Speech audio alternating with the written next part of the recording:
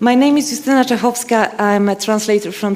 Alors, je suis traductrice du suédois vers le polonais et je suis membre de l'association polonaise Too Much Literature et membre du conseil d'administration du CEATL. Alors, la traduction et la publication en tant que geste politique. Alors, un extrait à ce titre de peine. La littérature ne connaît pas de frontières et doit rester monnaie commune de tous, malgré les vicissitudes politiques et sociétales, surtout en temps de guerre, les chefs-d'œuvre, le patrimoine de l'humanité doit rester indemne de toute passion politique et nationale.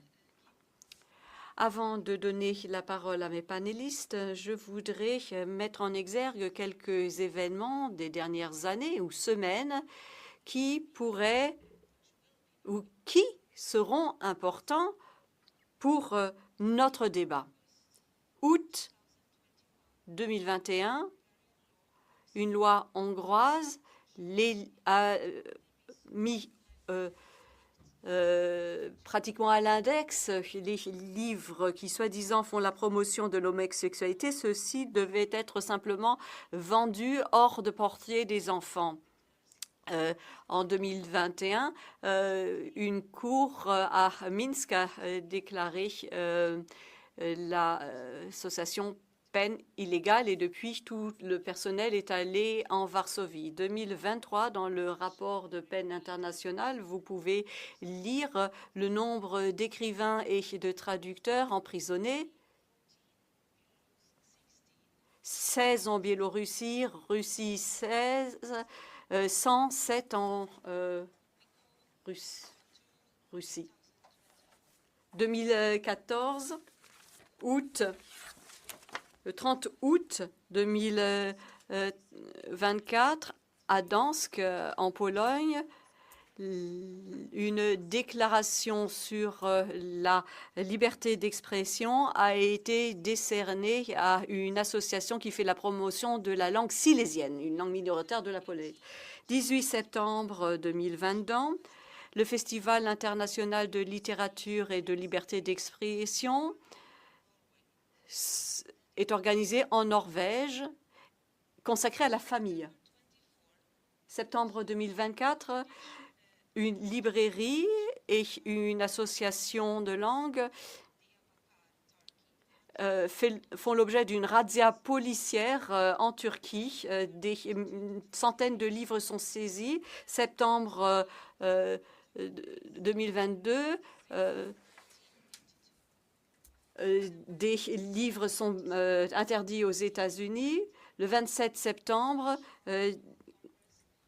il y a eu le 90e congrès pan-européen consacré à la liberté d'expression en guerre.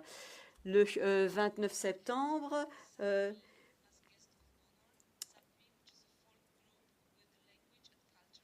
groupe folklorique Sápmi est déclaré citoyen et invité d'honneur alors que c'était une population indigène qui pendant des années avait été bannie. Alors, Julie Balgardo pour les panélistes qui est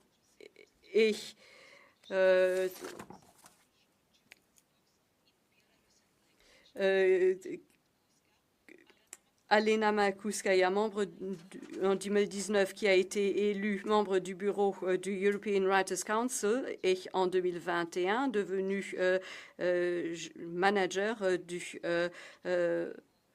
Free All World pour les écrivains ukrainiens et biélorusses. 2022, Alena est devenue membre du European Council, groupe de contact du European Writers Council pour la Biélorussie. Agnès Ozoé est directrice de droit étranger à Magnevo Édition en Hongrie. Furkan Özkön, qui est traducteur littéraire de russe vers le turc, et fait partie du comité scientifique de l'Association de traducteurs littéraires de Turquie. Et ensuite, Jürgen Wint Nielsen, vice-président du comité de traduction et des droits linguistiques auprès de PEN International. Et pour des raisons de sécurité personnelle, certains panélistes ont décidé de ne pas dévoiler les dessous de cartes de ce qu'ils vont vous raconter.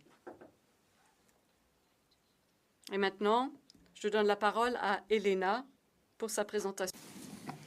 Thank you so much. Merci. Je suis réellement impressionnée d'être ici, d'avoir été invitée. Cette atmosphère empreinte de confiance, d'amitié, ça me touche et c'est la première fois que je vois autant de traducteurs réunis en une salle. Je représente le conseil d'administration de l'EWC, mais je suis également représentante de l'Association nationale des écrivains biélorusses. Maintenant, nous avons dû nous expatrier à Vilnius car nous avons été, comme tant d'autres organisations de la société civile, mis au banc. Il y a eu des protestations en Biélorussie. Des centaines de milliers de personnes ont participé à ces manifestations, des manifestations pacifiques. Néanmoins, le régime a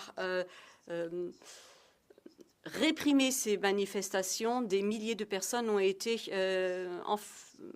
mis en prison dans le sillage de cette répression. Nous sommes une population de 9 millions d'habitants en Biélorussie.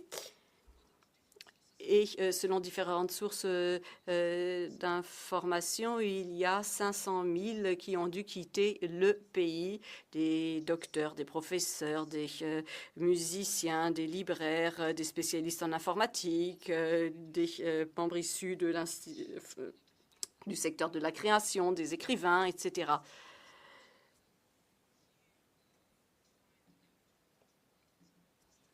Donc, quiconque participait aux manifestations a été puni et châtié.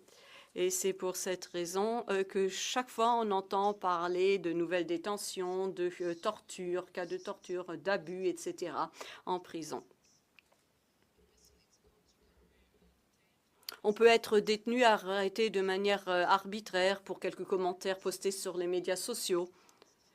Le 15 septembre, par exemple, selon les dernières informations de PEN Biélorussie, qui opère un suivi de tout ce qui a trait à la répression de la liberté d'expression, 163 représentants du secteur culturel ont été mis sous écrou en Biélorussie et depuis 2020, plus de 4000 personnes sont emprisonnées sont des prisonniers politiques parce qu'ils défendent les droits de l'homme. Et il y a Lis Biembiański, vous connaissez peut-être son nom, parce qu'il est un écrivain, défenseur des droits de l'homme et prix Nobel. Ce n'est pas le seul problème pour se maintenir au pouvoir. Loukachenko a transformé son pays en véritable satellite économique et politique de la Russie, ouvrant toutes les portes à la propagande russe. Et on sape ainsi tout ce qui a trait à la littérature, tout ce qui a trait à l'écriture indépendante, les livres d'histoire, les romans, tout ça, c'est retiré des étalages et pour être supplanté par tout ce qui raconte plutôt le récit de l'histoire russe de la Biélorussie et par le récit national de la Biélorussie. Donc, que pouvons-nous faire, nous, dans la communauté des écrivains et de ceux qui soutiennent les écrivains en Europe pour aider ceux qui se trouvent en Biélorussie? Il faut nous faire entendre notre voix. Ceux qui ont créé le Free All Words Fund, par exemple, y participent. Et d'ailleurs, nous avons, dans le sillage de l'invasion de la Russie en Ukraine, invité ceux-ci pour défendre et assurer la présence des écrivains ukrainiens au sein de l'EWC. Alors, liberté d'expression, nous n'avons fait qu'une petite partie de ce chemin dans la défense de la liberté d'expression. Voici nos idées, notre mission, et vous voyez la liste de ceux qui nous soutiennent, et ainsi que la liste de nos partenaires. Et le CEATL en fait partie. Diapositive suivante. Le projet a été lancé en 2022 et maintenant nous coopérons avec 51 traducteurs issus de 21 pays qui traduisent dans 50 langues. Vous voyez quelques-unes de celles-ci. Nous avons 46 auteurs qui participent à notre projet, issus de l'Ukraine et de la Biélorussie. Et nous avons recueilli 212 textes de prose et de poésie qui ont été ainsi traduits. Et ceux qui participent au projet, rien de mieux que ceci pour évoquer ce même projet. C'est pour cette raison que je vais citer quelques propos de ces écrivains, Natalia Matolinets d'Ukraine. Et vous pouvez voir tout cela sur notre site web d'ailleurs, Free All Words. Quelques échantillons. Mariana Kianowska, également ukrainienne.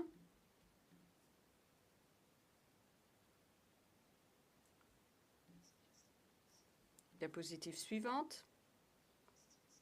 Andrei Kaczynski. Nadia Harviluk. Donc ça, ce sont quelques extraits de leur correspondance. Diapositive suivante. Natalia Trachim. Alors, elle fait partie de notre commission de sélection de Free All Words. Et l'un des représentants vient de Biélorussie, l'autre d'Ukraine et l'autre de Lituanie. Ici, Katrina Andreeva, journaliste, écrivaine, jeune, condamnée tout d'abord à 2 ans de prison et ensuite peine rallongée à 8 ans de prison. Donc, vous voyez que ce qu'elle écrit est empreinte d'amour. Hanna Komar, poète qui s'est exilée en Grande-Bretagne. Diapositive suivante. Alice Bejatsky.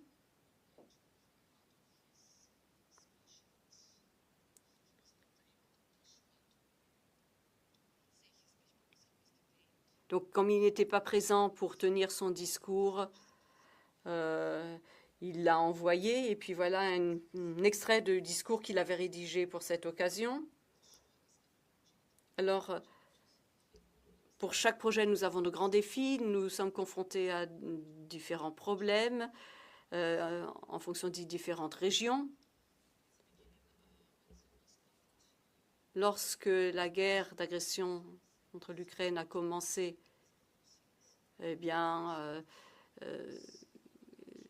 l'opinion internationale n'était pas très amène à l'égard de la Biélorussie, parce que la Biélorussie était partie prenante dans cette guerre.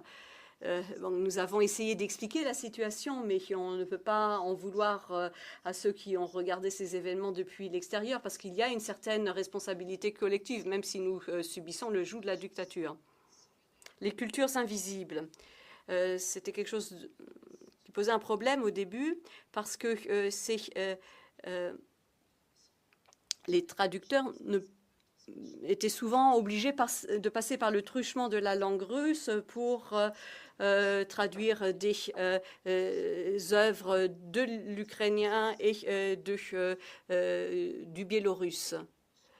Mais ce qui était important, c'était d'engager un véritable partenariat avec les traducteurs, et que certes, pendant l'époque soviétique, nous subissions la domination de la culture soviétique, Russie qui essayait d'asseoir sa prédominance culturelle, mais il est aussi important que les traducteurs puissent traduire directement depuis les langues ukrainiennes et le biélorusse, et maintenant nous arrivons à trouver des traducteurs capables de se faire. L'autre problème, c'était que la plupart des participants présentent leurs œuvres poétiques, et la poésie, c'est toujours quelque chose de difficile à transmettre. Et nous avons également cette littérature de prison, cette littérature carcérale. Donc, correspondance envoyée à la famille, morceaux d'œuvres envoyés à la famille. Et nous essayons maintenant de travailler sur ce genre qui est la littérature carcérale. Et souvent, le problème, c'est que le traducteur ne sait pas comment s'y prendre. Et souvent, il faut nous adresser aux anciens prisonniers politiques pour qu'ils puissent trouver le vocabulaire adéquat. Un autre problème, c'est que nous avons affaire avec des auteurs en Biélorussie et nous ne savons pas dans quelle mesure le fait de publier leurs œuvres aura ou pas des répercussions sur eux, sur leur vie. C'est pour ça qu'on les publie souvent sous le couvert de l'anonymat, nos auteurs en Ukraine, par exemple. Vivent dans des conditions très difficiles sous les bombes, et c'est aussi quelque chose d'inédit. Et il y a également la question du burn-out émotionnel, de l'épuisement émotionnel. Nous sommes des migrants et je pense que nous partagerons sûrement le sort de l'ensemble de nos concitoyens en Biélorussie et en Ukraine. And here, Et ce sont nos héros, nos auteurs. Les voilà. Et nos héros aussi, nos traducteurs. Merci.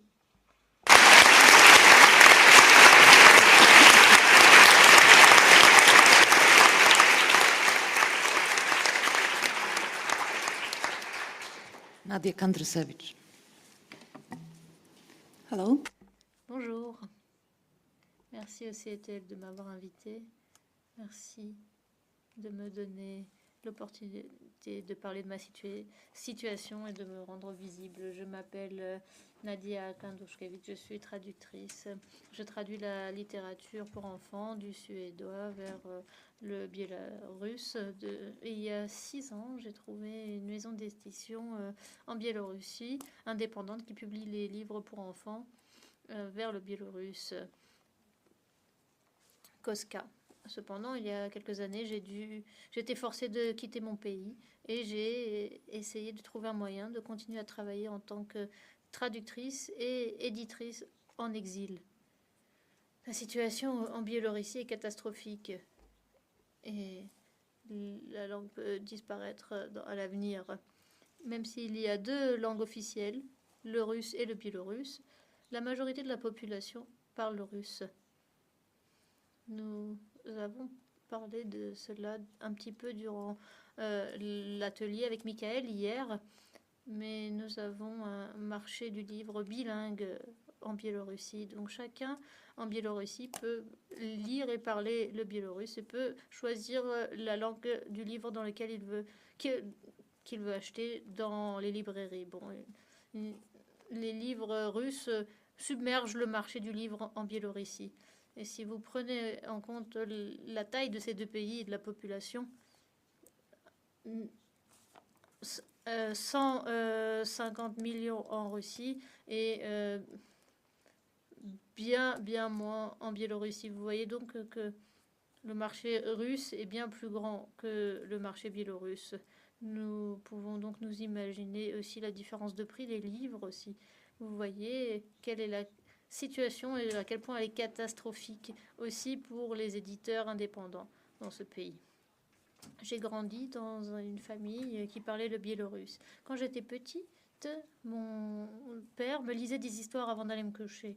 Il n'y avait pas beaucoup de livres en biélorusse il y a 40 ans. Et je me rappelle comment il me lisait le livre de Astrid Lindgren, Fifi Brin d'Acier, et traduisait le livre du russe en biélorusse pour moi. Et il me disait, peut-être un jour tu grandiras et tu deviendras une traductrice et tu traduiras toi-même Fifi Brin d'Acier.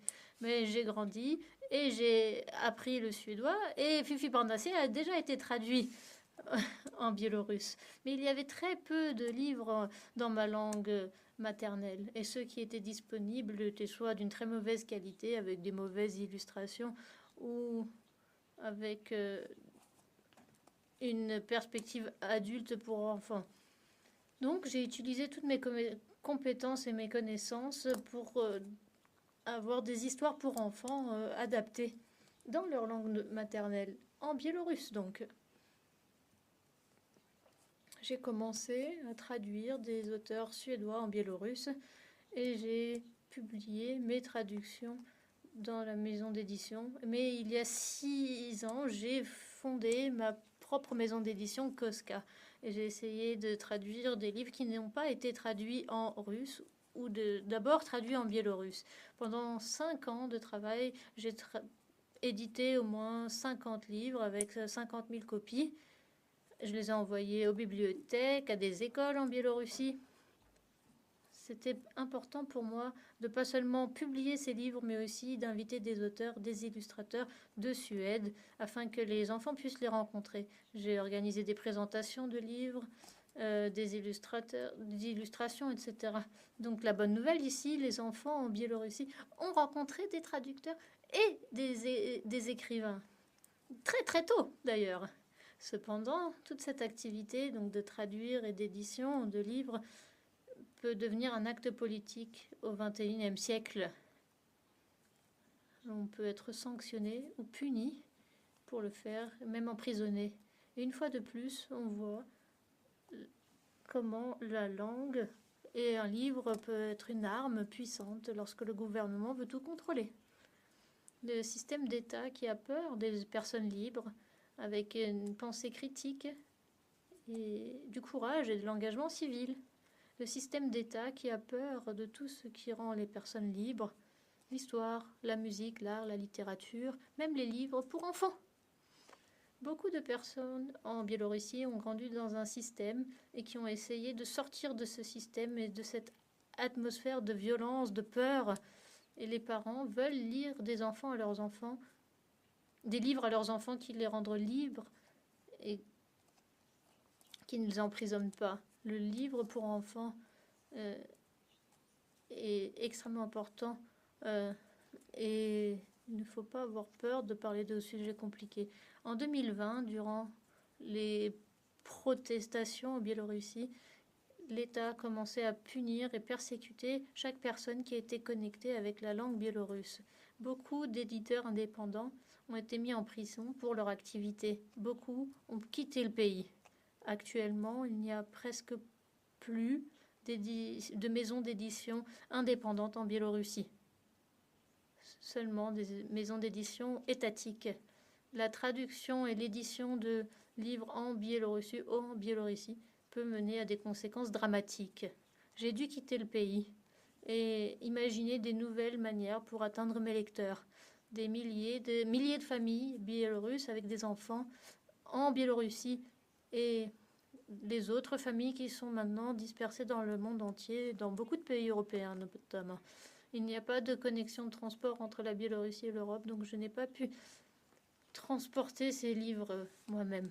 Cependant, en tant qu'éditeur, la seule manière d'atteindre les lecteurs en Biélorussie et en Europe actuellement est donc de rendre ces books numériques. Et c'est pas très commun de faire ça pour des livres pour enfants, même justement s'il y a une possibilité de le faire pour des livres papier. Mais bon, je pense que c'est la seule manière de donner à ces enfants de lire les livres dans leur langue maternelle. Et donc, pendant les 2 dernières années, j'ai travaillé à la création d'une plateforme numérique, koskabooks.com, où je peux rassembler tous les livres qui ont déjà été publiés physiquement, et ceux-ci vont être traduits et j'espère ils seront publiés aussi physiquement un jour. Et les parents pourront acheter des livres sous forme électronique, les télécharger sur les appareils et les lire à leurs enfants en biélorusse. Parce que je pense que si les enfants n'ont pas accès à de bons livres et à de belles histoires dans leur langue maternelle, il n'y aura plus de lecteurs pour littérature adulte à l'avenir. Merci pour votre attention.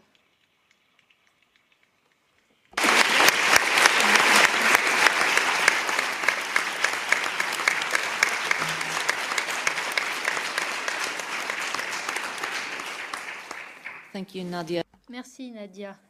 Merci de votre travail formidable que vous faites. Je donne maintenant la parole à Agnès. Merci. Est-ce que vous m'entendez? Eh bien, quelqu'un dans le groupe de panel précédent a dit qu'il voulait parler de la collecte de données qui n'était pas très sexy. Bon, bah pour moi, collecter des données, c'est bien plus sexy que de parler de politique. Mais bon, je sais que pour certains, ça l'est. Moi, je préfère parler de littérature et d'édition. Mais bon, on m'a parlé de ça, donc c'est de ça que je vais parler. Dans le peu de temps qu'il me reste, je vais aborder 2 sujets. Je vais tout d'abord faire des commentaires généraux sur la liberté d'expression et d'édition durant le communisme et après, et parler des défis auxquels nous sommes confrontés de nos jours, et ensuite parler de 2 développements récents sur lesquels on nous pose souvent des questions dans les groupes internationaux, mentionnés par Justina notamment. Et je vais parler des jeux de mots intraduisibles. Alors,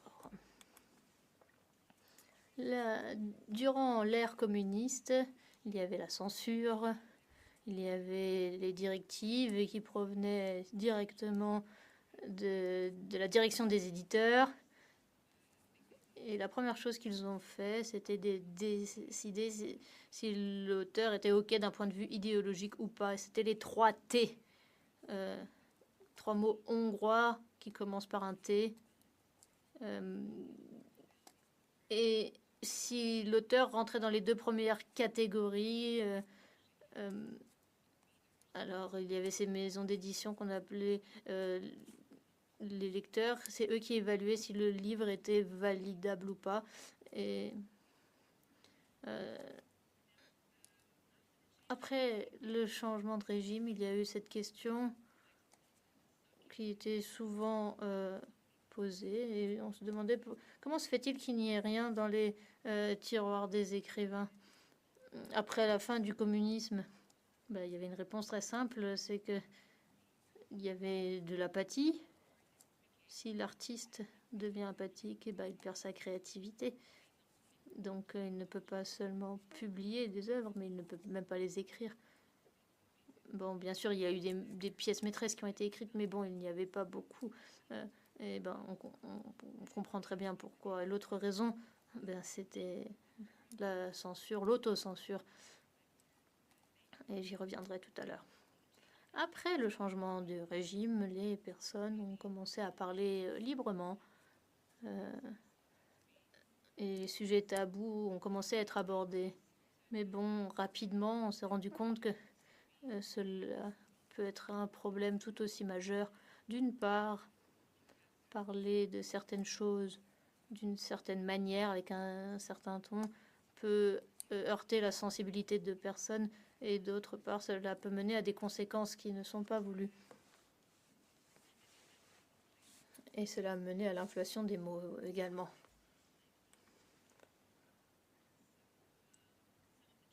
Certains défis auxquels nous sommes confrontés aujourd'hui dans l'édition. D'une part, je pense que ce n'est pas applicable vraiment pour la Hongrie uniquement, mais pour d'autres pays aussi. Il est difficile de trouver des lecteurs qui sont intéressés par des sujets controversés. Ce n'est pas simple, évidemment, de répondre pourquoi c'est le cas, mais J'ai rencontré des invités très éduqués ici et je me rends compte que les personnes préfèrent être renforcées dans leur propre bulle. Ils ne veulent pas lire des livres qui mettent leur point de vue au défi, qui les confrontent. Ils ne veulent pas lire des sujets controversés. Un autre aspect, c'est celui financier, économique. Lorsque on n'est pas chez soi, eh bien, lire des livres qui se posent un défi, eh bien, on préfère lire quelque chose de divertissant. Et c'est pourquoi l'aspect économique entre en jeu. Si l'éditeur reçoit des subventions, il a de l'argent pour faire du marketing, alors il y a bien plus d'opportunités d'atteindre des lecteurs. Et ce support est nécessaire. Il y a un système de support, de soutien de la littérature en Hongrie. Quelques systèmes sont vieux, d'autres sont plus récents. Mais, malheureusement, l'ensemble du système est assez instable, pas trop fiable non plus.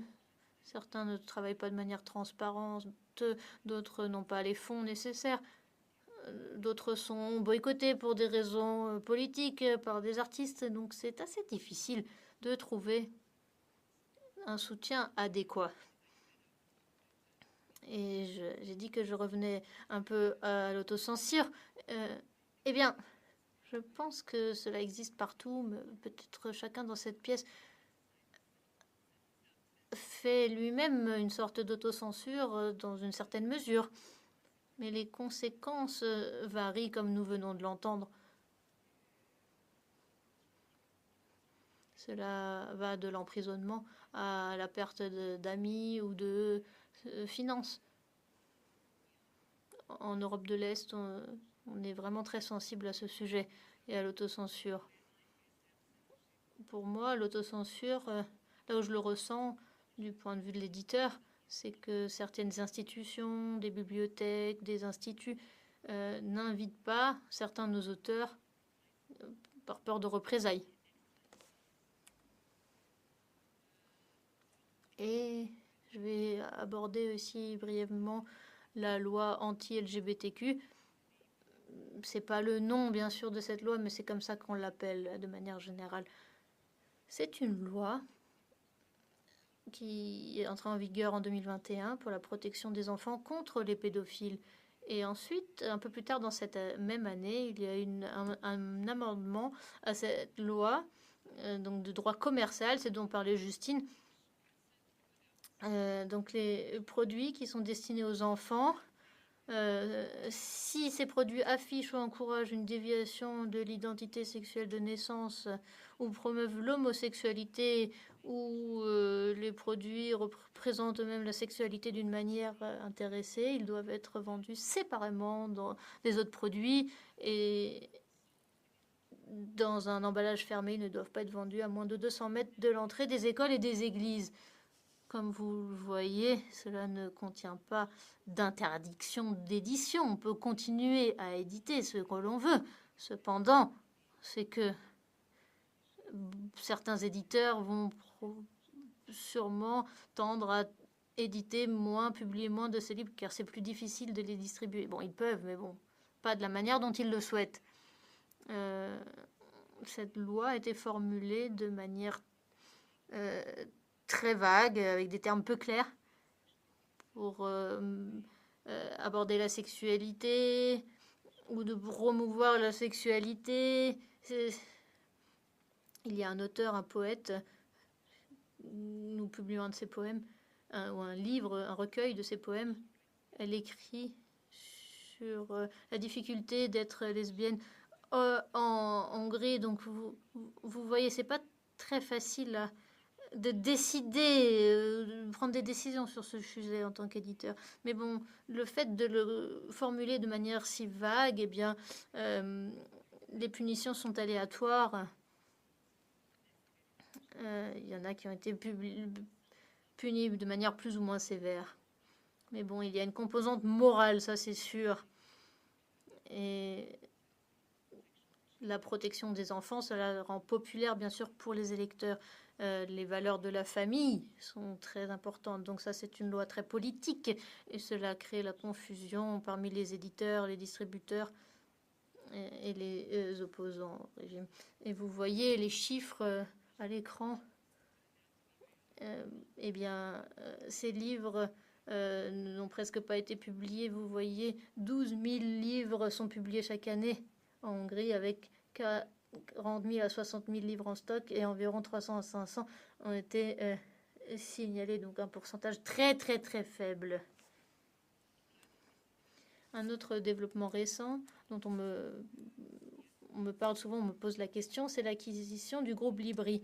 Ce groupe Libri, c'est le plus grand éditeur et distributeur national. Il regroupe un grand nombre d'éditeurs. Et pendant des années,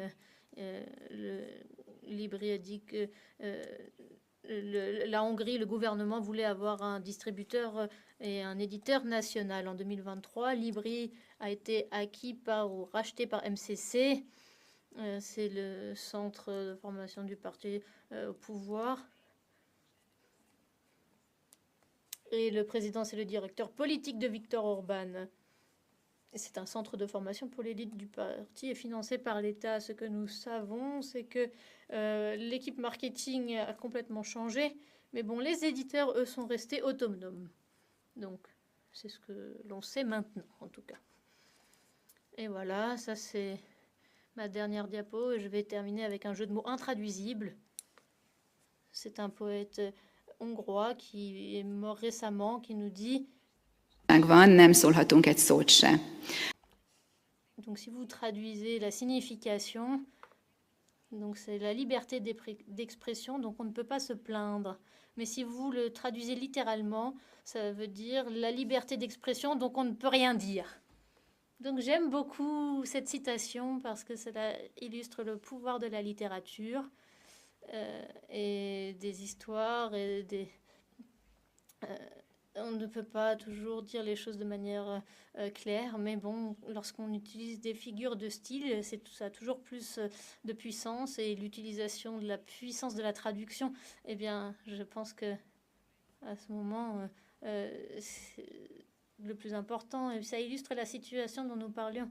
Vous avez la situation où il y a liberté d'expression officielle, mais en fait elle n'existe pas, et la situation où vous avez le droit de dire ce que vous voulez, mais en fin de compte c'est dur de faire passer votre message auprès des lecteurs. Merci.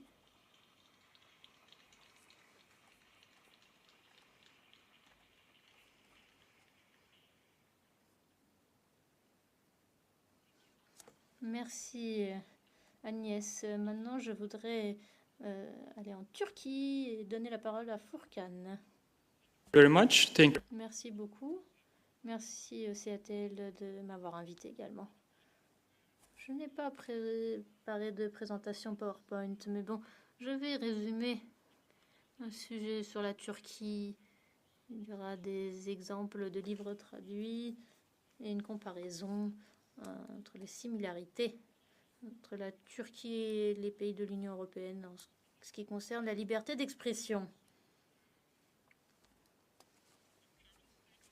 L'état actuel des politiques de liberté d'expression n'est pas bon pour tous les partis au pouvoir. Le parti au pouvoir trace les limites de la liberté d'expression pour tout le monde. Même pour les partisans du parti au pouvoir. Donc c'est le gouvernement qui impose aux citoyens ce dont ils peuvent parler et ce dont ils n'ont pas le droit de parler. Que vous soyez un soutien au gouvernement ou un opposant. Donc ces sujets peuvent être très variés. On peut parler de la situation politique, des clivages sociaux, traditionnels, des crimes, de la religion, des décisions politiques également. Le parti au pouvoir essaye de restreindre, limiter, dire ce que l'on a le droit d'aborder, ce qu'on a le droit même de critiquer ou pas.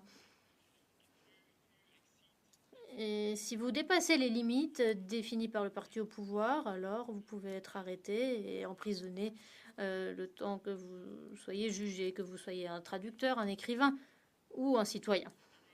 Donc, il y a 3 points importants. Le parti au pouvoir contrôle la liberté d'expression. Je sais que vous voulez que je parle des livres, mais bon, il faut que je vous parle de la situation générale afin que vous puissiez comprendre pourquoi les livres sont bannis ou pourquoi il y a des dossiers contre ces livres.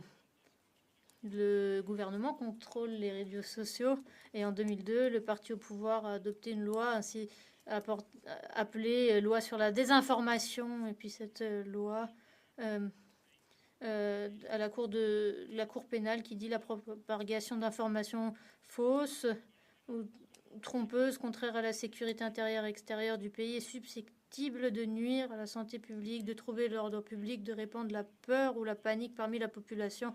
Et tout cela est passible d'une peine d'emprisonnement d'1 an à 3 ans. Comme vous le voyez, l'interprétation de cette loi peut facilement... le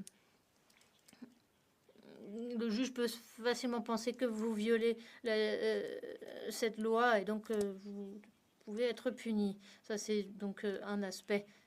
Et puis après avoir enfreint la loi, il y a eu des journalistes qui ont été jugés, des sites internet qui ont été bloqués et les contenus également bloqués, basés à bloquer ils ont donc bloqué les URL. Le gouvernement paye les personnes pour contrôler les réseaux sociaux, les chats, les bots, afin d'avoir une opinion générale et diriger l'opinion pour soutenir les décisions du gouvernement ou d'autres points politiques, et notamment les décisions étrangères du gouvernement.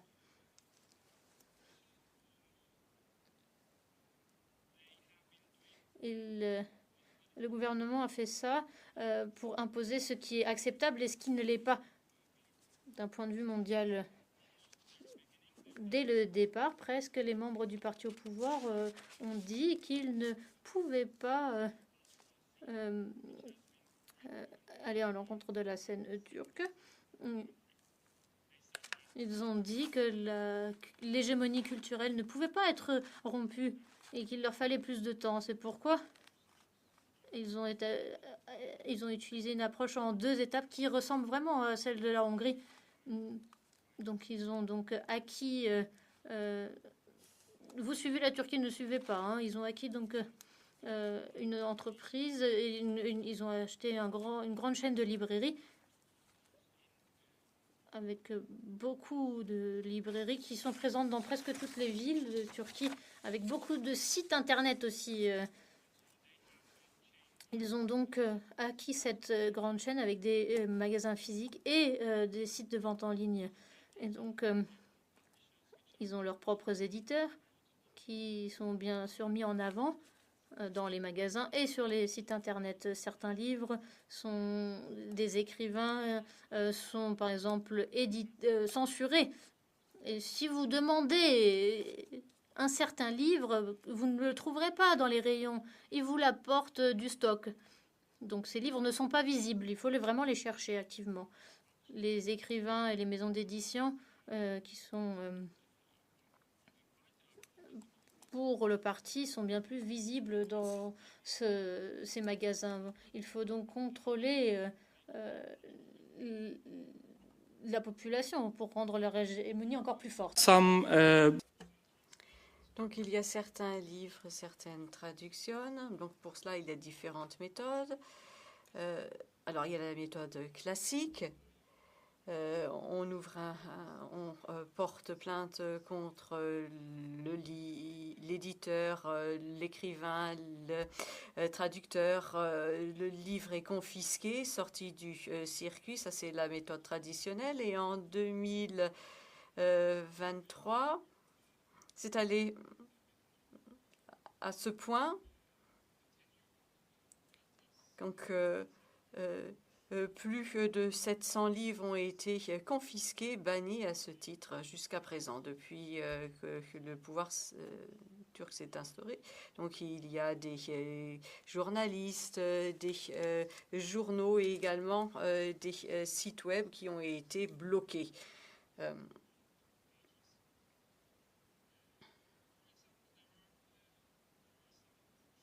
Certains livres qui ont été bannis au titre qu'ils font une propagande de organisations terroristes.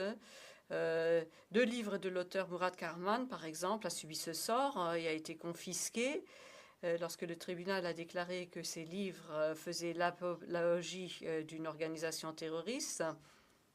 Et d'ailleurs, il est tout à fait impossible toujours de trouver ces livres qui ont été mis à l'index. Alors, toutes ces informations, je les tiens de l'association turque des éditeurs qui publient des rapports qui font un état des lieux de la situation des éditeurs et de la liberté d'expression en Turquie. Donc en 2002, événement très intéressant, un avocat des chemins de fer turcs a été exilé suite à une plainte selon laquelle le livre Leylan avait été trouvé dans son tiroir. Donc il y a quelqu'un qui a été cherché et fouiné dans son tiroir, c'est plein, parce qu'il y a trouvé ce livre, et bon, cette personne a été exilée. Donc il suffit d'une simple plainte. C'est cette culture de la déléation, en fait, qui est délétère pour le quotidien des Turcs. Autre point intéressant, c'est tout ce qui concerne les fondements de l'islam. Suite à la demande de la présidence des affaires religieuses de la Turquie, à l'encontre de l'ouvrage de l'écrivain Isyan Elçi, ou écrivain et théologien, intitulé Living Urkan, une interprétation en turc, eh bien, on a dit qu'il contient des éléments répréhensibles au titre de l'islam. En février 2023, l'impression et la distribution de ce livre ont été interdites et tous les exemplaires ont été confisqués. Donc, le parti au pouvoir impose son orthodoxie en termes d'interprétation de l'islam et rejette tous les autres types d'interprétations. Également, pour l'univers fictif, le roman de l'écrivain Jan Ekinski, Those Whose Dreams Were Interrupted, ceux dont les rêves ont été interrompus.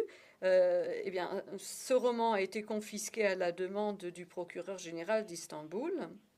L'affaire est toujours en cours d'ailleurs, parce qu'il y a eu appel qui a été interjeté. Mais pour l'instant, le fait est que ce livre a été confisqué, retiré des étalages et introuvable. En Turquie, nous avons un conseil pour la protection des mineurs contre toute publication obscène qui a été créé en 1927 et qui est toujours en vigueur, qui agit toujours et qui dépend du ministère de la Famille, du Travail et des Services sociaux en 2023 et 2024. 8 livres ont été déclarés obscènes. Et si un livre subit ce sort, les éditeurs doivent ajouter une petite page supplémentation avec la mention « Attention, nocif pour les mineurs ». Donc, ce n'est qu'avec cette notice d'avertissement que le livre peut être vendu. Donc, plusieurs livres ont été déclarés obscènes. Traduit également Le sexe de la cerise, Maurice Micklewhite et la robe mandarine, Le sang et les tripes du lycée. Donc, un de nos collègues, en 2024, a été poursuivi. Le procureur, c'était un traducteur, avait initialement demandé une peine d'emprisonnement de 3 ans. Cette collègue a fini par être acquittée en 2021. Bon, Mais le fait d'être poursuivi pour faire son métier, pour traduire, eh bien, cela démotive les traductions. Alors, rien à l'ouest, à l'est, rien de nouveau, mais à l'ouest non plus. Alors, il est très important de comprendre que les hommes politiques du monde entier essaient de contrôler aujourd'hui la liberté d'expression en Turquie, oui, mais même dans les pays que nous pensons être très progressistes et démocratiques. La Turquie n'a jamais véritablement été un pays où on pouvait librement exprimer son opinion. Mais dans d'autres pays, il y a également des pratiques similaires pour refaçonner ce que l'on entend par liberté d'expression. Et certains pays de l'Union européenne, eh bien, on ressent tous les effets de la cancel culture, la culture de l'annulation. Et souvent, certains partis au pouvoir de l'Union européenne essayent de tracer les limites à la liberté d'expression. Ces restrictions ne s'appliquent pas simplement à l'édition, mais également au choix des pays qui participent, par exemple, aux Jeux olympiques ou ce qu'il convient de soutenir, le choix des livres, par exemple, le choix des films présentés au festival, ou bien un exemple assez parlant, une cérémonie prévue à la foire du livre de Francfort au cours de laquelle un auteur palestinien, Amir Shibini, devait recevoir un prix, a été annulé. Et hier, on a posé la question de la présence de littérature d'auteurs d'extrême droite au salon de Francfort. Alors l'extrême droite, oui, mais ceux qui défendent la Palestine, non. Donc,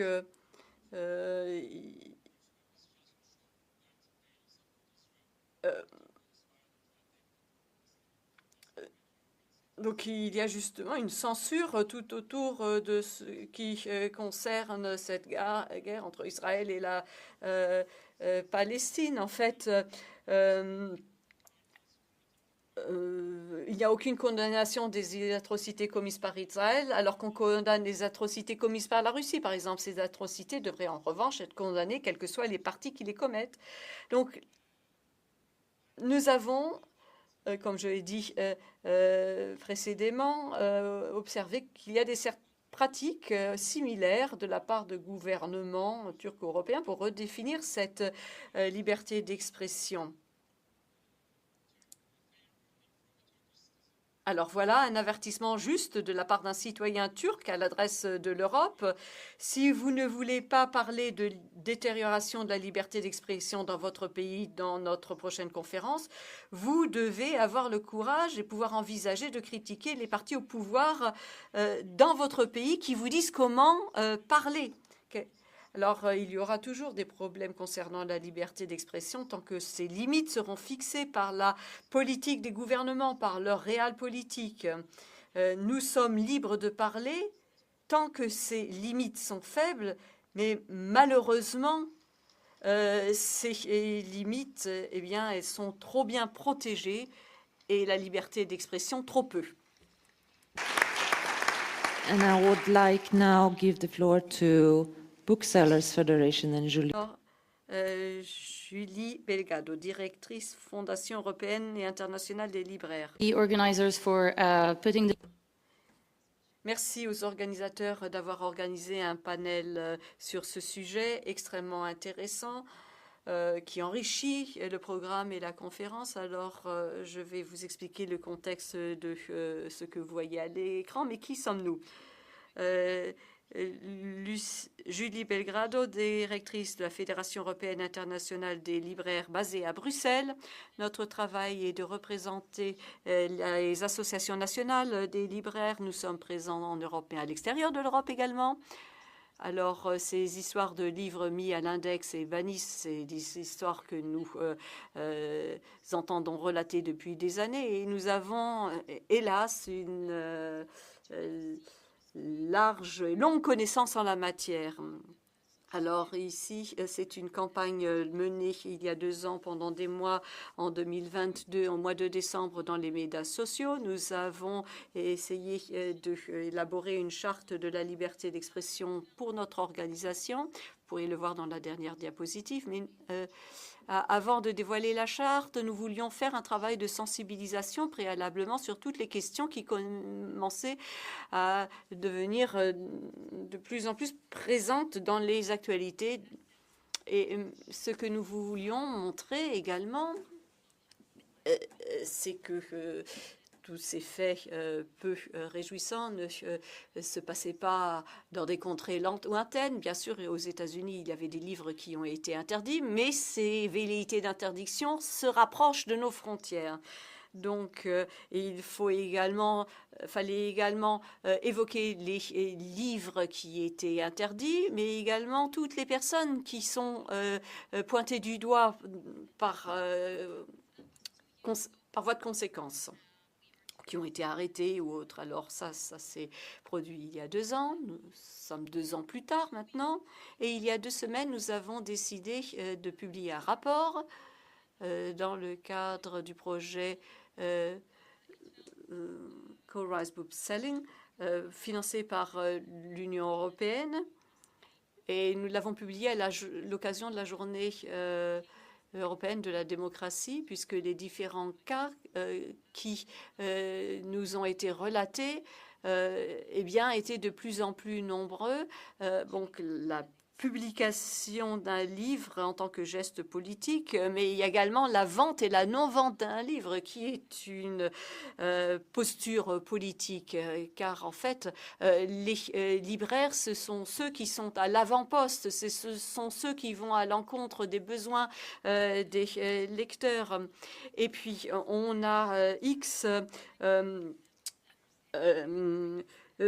faits qui nous sont relatés en Suède, en France ou ailleurs, de libraires qui ont vu leur devanture saccagée. Et tout ça, c'est inquiétant. Alors, nos collègues qui travaillent sur la question de la liberté d'expression ont mené des recherches et également des enquêtes auprès de libraires, d'associations de libraires sur le terrain. Et nous avons tout collecté pour faire ce rapport que vous pouvez télécharger gratuitement depuis notre site web.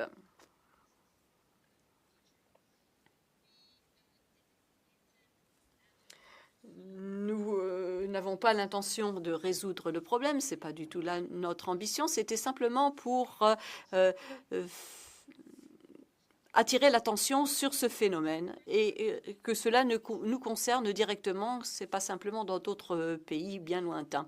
Donc il s'agissait de mettre en avant certains cas et quelques exemples et témoignages de libraires qui ont dû décider de ne pas vendre de livres de manière contrainte ou de ne pas placer des livres dans la vitrine couvrant la question du conflit israélo-palestinien pour garantir leur propre sécurité. Donc ce rapport, il a été fait pour rompre un peu l'isolement de ces libraires lorsqu'ils voient leur vitrine saccagée, car souvent ils se demandent qu'est-ce que je fais de mal. On appelle la police, on fait un constat, mais ensuite on se sent tout à fait démuni, isolé, on n'a personne vers qui se tourner, et c'est pour cette raison que nous avons publié ce rapport. Et la dernière partie de ce rapport est consacrée aux ressources parce que souvent ces associations de libraires eh bien, sont obligés d'organiser des ateliers de désamorçage de conflits au cas où un libraire aurait à gérer un client tout à fait courroucé de voir qu'un livre traite la question du changement climatique, par exemple. Donc, il y a 2 semaines, nous avons également publié un livre sur les ressources permettant de lutter contre l'interdiction d'un livre ou le fait qu'un livre ne soit pas mis dans les vitrines, dans les devantures. Alors nous avons notre charte que nous avons élaborée. En tant qu'organisation, nous sommes obligés de prendre position, de donner un avis, de faire une déclaration. Et nous avons des membres très variés et afin de réagir rapidement lorsqu'il y a besoin d'agir ou de réagir, eh bien pour cela, nous avons élaboré une charte avec tous les membres. Nous leur avons soumis cette charte et à Francfort, nous avons fait signer cette charte par tous les membres afin que nous ayons véritablement cette orientation qui permette aux membres de notre organisation d'agir dans l'urgence lorsque c'est nécessaire pour épauler les libraires en difficulté. Yeah, so that's the back of the chart. Voilà, alors ça c'était le recto et maintenant c'est le verso en jaune.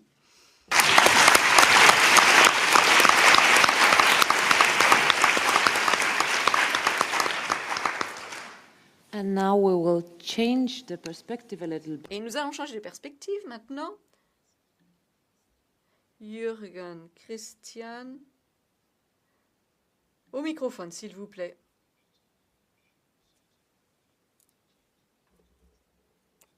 Je ne pense pas que ce sera un réel changement de perspective. En fait, nous faisons écho l'un à l'autre dans nos interventions. Différentes perspectives selon qui nous sommes, mais ces histoires sont très tristes, en fait, déprimantes. Alors, je ne sais pas ce que vous pensez. Est-ce que vous pensez avoir un geste politique lorsque vous traduisez, lorsque vous publiez, écrivez? Ou est-ce que vous êtes simplement écrivain? Première diapositive. C'est une photo que j'ai prise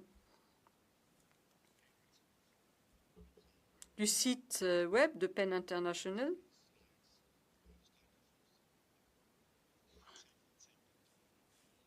Alors, voyez-vous ce qu'il y a à voir? Écrivain dans un monde en proie à la guerre. C'était le thème d'un congrès de PEN International organisé la semaine dernière à Oxford. J'y étais présent d'ailleurs.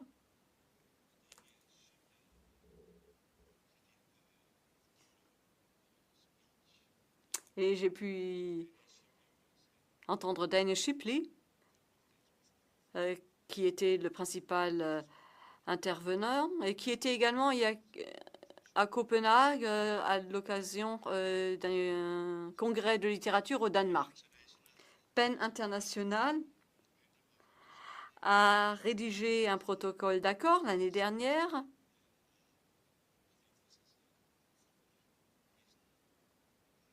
et c'est la raison pour laquelle nous sommes ici d'ailleurs. Et je tiens à vous remercier de nous avoir invités et j'espère que nous pourrons contribuer à l'avenir également à vos réflexions.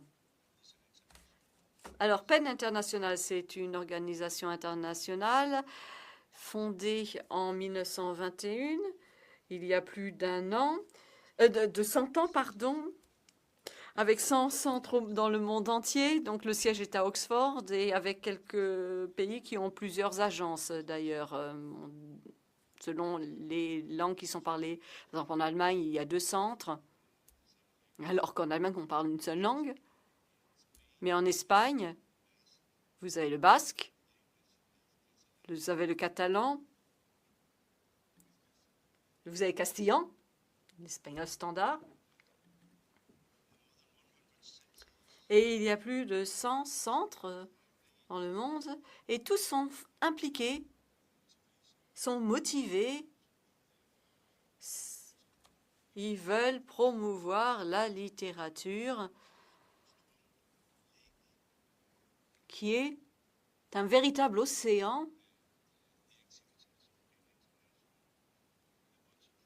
Ils veulent promouvoir la littérature, la poésie, les langues, la traduction, la publication des livres et la liberté d'expression et tout ce qui en fait le corollaire en fait de ce monde littéraire. Parce que s'il n'y a pas de liberté d'expression, eh bien il n'y a pas d'écriture et nous n'avons plus de raison d'être. Alors je suis membre de PEN, de conseil d'administration de PEN pour le Danemark. Les activités de PEN International et de tous les centres sont décrites dans une charte et cette charte remonte à la création de PEN International qui a été révisée à quelques reprises mais qui a toujours le même esprit. Alors, je vais vous en lire la charte d'ailleurs est publiée sur le site international de PEN. Vous pourrez la lire in extenso. PEN International est guidé par les idéaux de la charte de PEN qui exprime l'engagement de chaque membre à protéger le libre-échange des idées, la libre circulation des idées et à promouvoir la valeur de la littérature.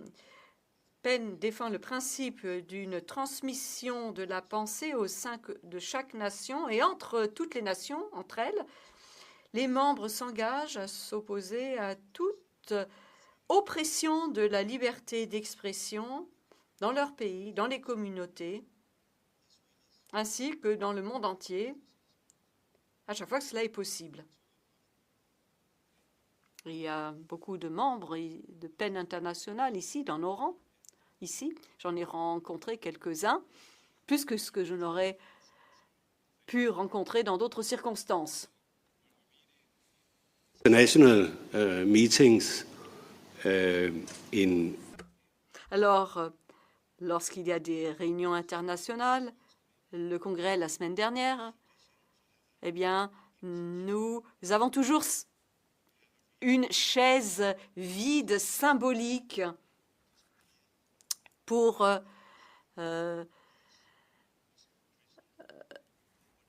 rappeler eh bien qu'il y a un écrivain qui a été incarcéré, battu, tué par la police, assassiné.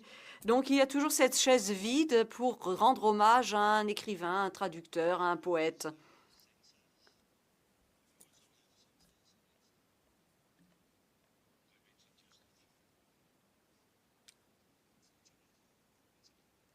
Et nous avons également bien tous ceux qui sont dans l'exil, les Iraniens, Nicaraguayens, ce qui est advenu de cette révolution, de ce Nicaragua révolutionnaire. La même chose pour Cuba, la Chine, la Biélorussie, comme on vient de l'entendre.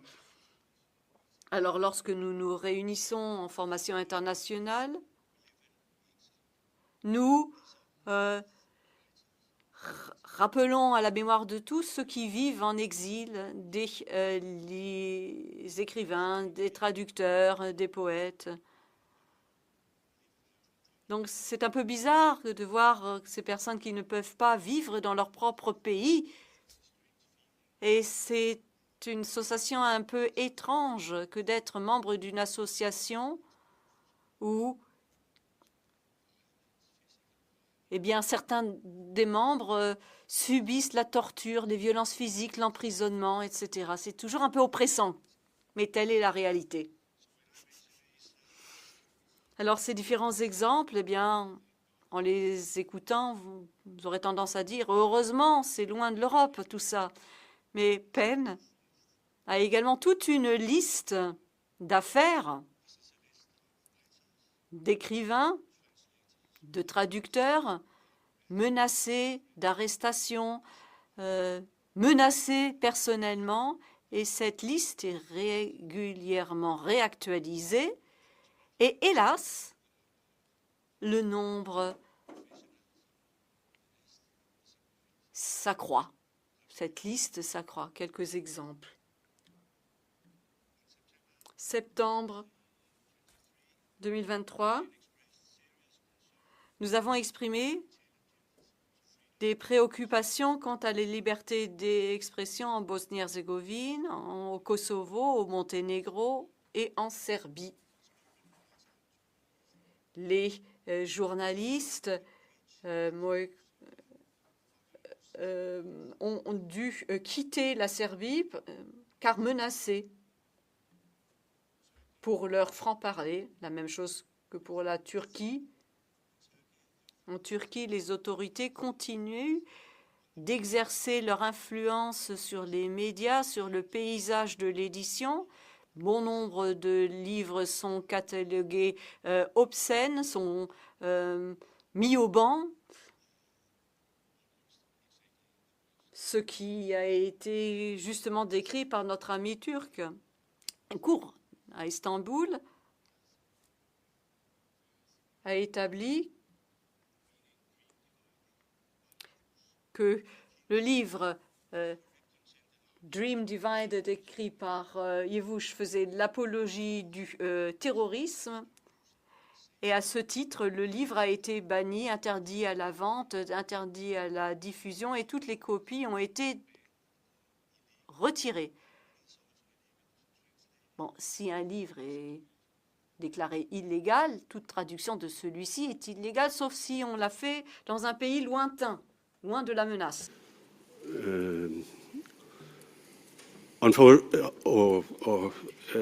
Fortunately, Par chance, nous avons aussi des activités proactives et plus positives au PEN.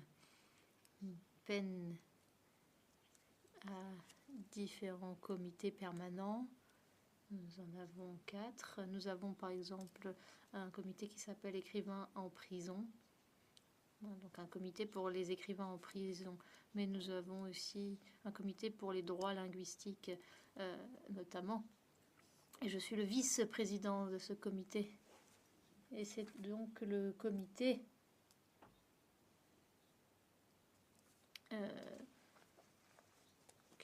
j'appartiens aussi avec le CATL. A adopté le manifeste de Gérone. La traduction de ce manifeste de Gérone est la suivante. Les droits linguistiques, ou le comité de la traduction des droits linguistiques estime que la traduction est indissociable des droits linguistiques et que le travail des traducteurs est essentiel à la promotion du droit de toutes les communautés linguistiques à être traitées sur un pied d'égalité.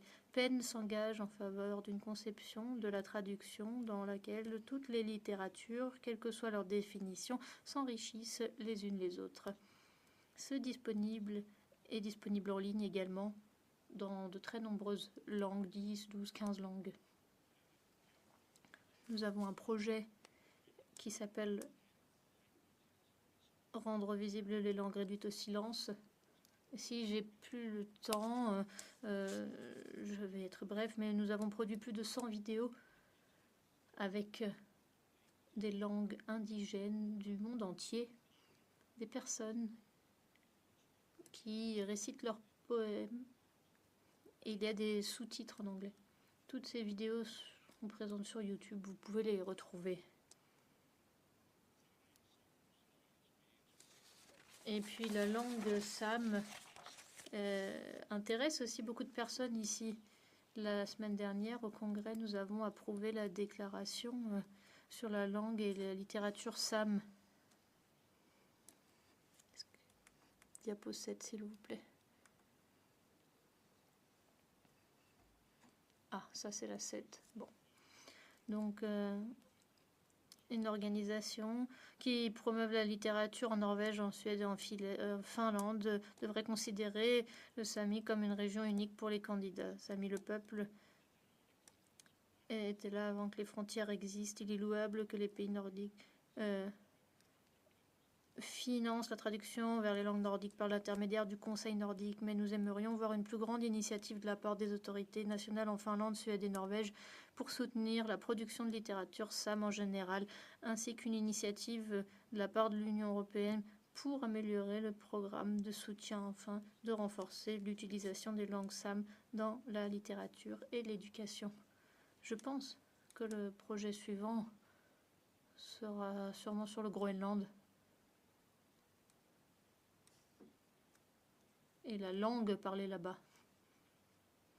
Car le groenlandais fait partie du royaume danois.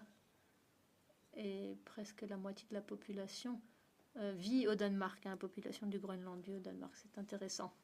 J'étais à l'atelier hier, appelé Égalité des langues, qui était excellent. Beaucoup de thèses très concrètes.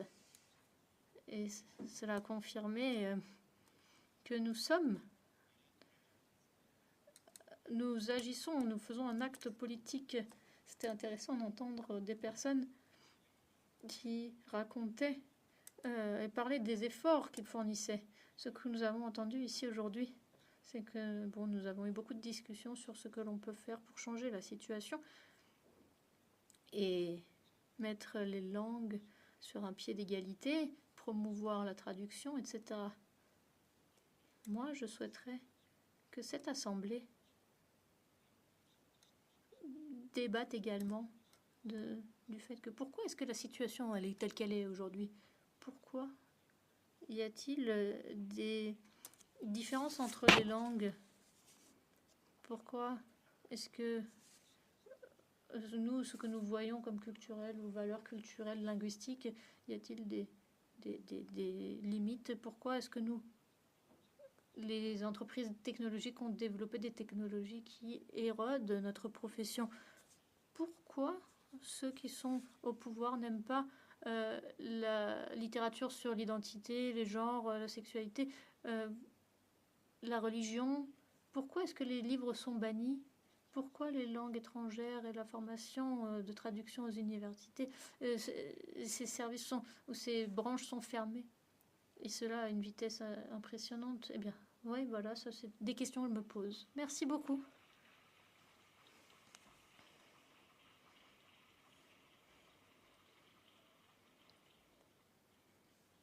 Et moi, je souhaiterais revenir sur la dernière présentation qui s'appelle donc les livres bannis. Qu'elle se soit projetée. Peut-être, voilà, là vous voyez quelques livres bannis dans les différents pays, principalement en Europe.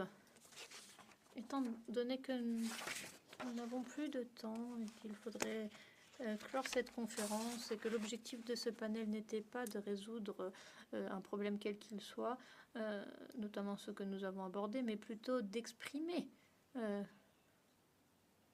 ces problèmes, les aborder, mettre des mots dessus et écrire, traduire, publier a toujours été quelque part dans le monde quelque chose de dangereux, un acte dangereux. Malheureusement, comme nous avons pu l'entendre, cette situation n'a pas changé au XXIe siècle en Europe. Donc, la question ouverte qui s'adresse à chacun d'entre vous, vous pouvez rentrer avec ces questions et les diffuser, chercher aussi des réponses. Est-ce que nous voyons des nouvelles conditions ou des nouveaux outils pour résoudre les problèmes ou améliorer la situation ou pour aider les écrivains en prison à les faire sortir, à éviter que les livres soient bannis au XXIe siècle? L'Union européenne est-elle toujours une réponse à cela? Dans les dernières années, nous avons entendu beaucoup de choses sur l'Union européenne qui n'est plus une union de valeurs, mais qui est plutôt une union financière ou de la finance. Qu'en est-il du fait d'être confrontés à l'intelligence artificielle? Devons-nous redéfinir la liberté d'expression dans le domaine de la littérature? Quelles sont les nouvelles menaces? Et avant de terminer, et je souhaiterais poser une question à mes panélistes. Je leur ai déjà posé la question, en fait. Nommez-moi un seul livre que l'on peut proposer à lire étant donné que ce n'est pas seulement l'édition, l'écriture et la traduction est un acte politique, mais lire des livres peut aussi être un acte politique. Avez-vous un titre, un auteur que vous souhaiteriez présenter?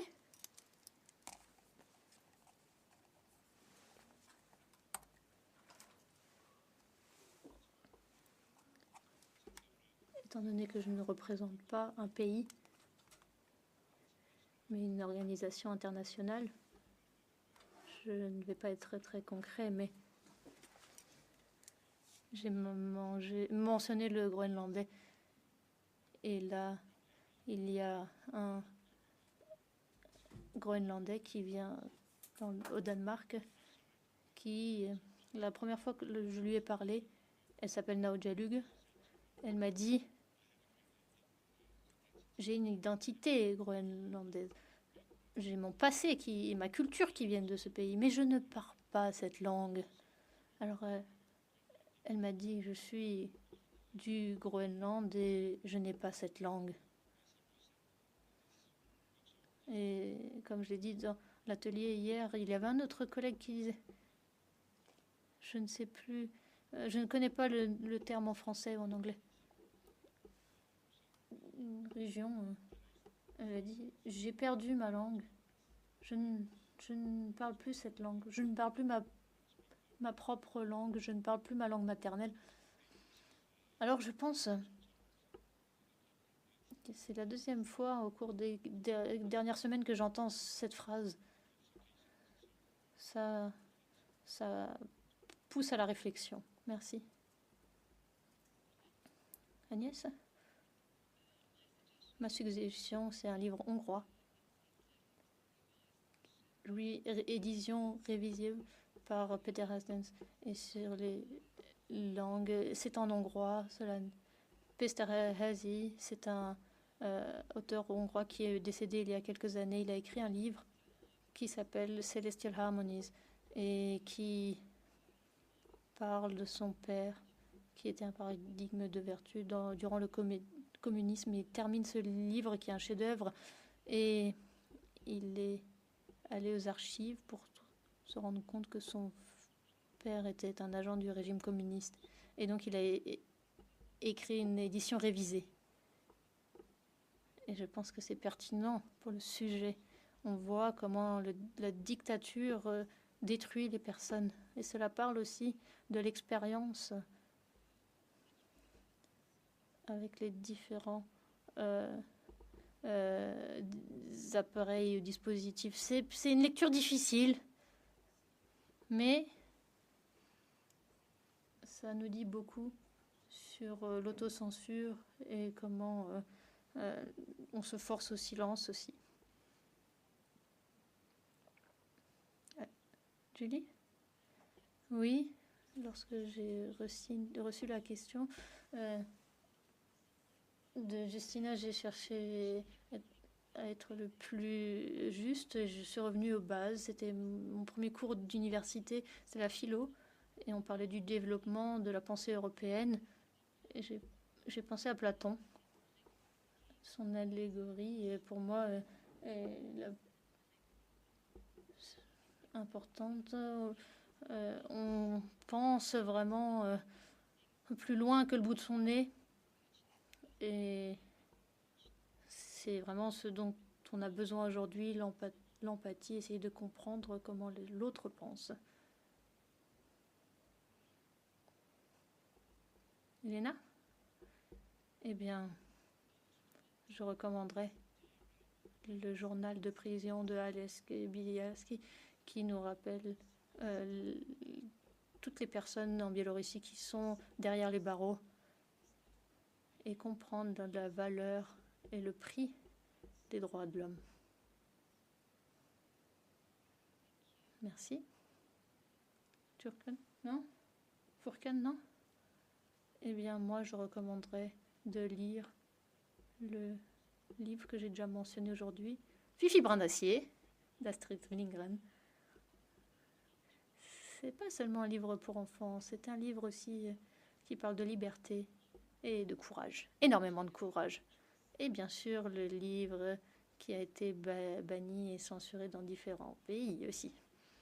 Et moi, j'ai une proposition de Grande-Bretagne par Antoine Cassar. C'est un livre qui s'appelle Passeport. Il a la forme d'un passeport, il ressemble à un passeport. C'est l'édition polonaise, traduite par Suzanne Gawron. Je ne dirai rien à propos de ce livre, mais lisez-le. Vous le méritez. Et achetez-en davantage pour vos amis et votre famille.